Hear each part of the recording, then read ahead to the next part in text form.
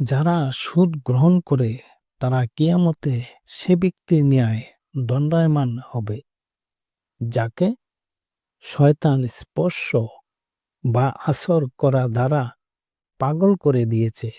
কারণ তারা বলে, ক্রয় বিক্রয় তো সুদের মতোই, অথচ আল্লাহ ক্রয় বিক্রয় হালাল ও সুদকে হারাম করে দিয়েছেন।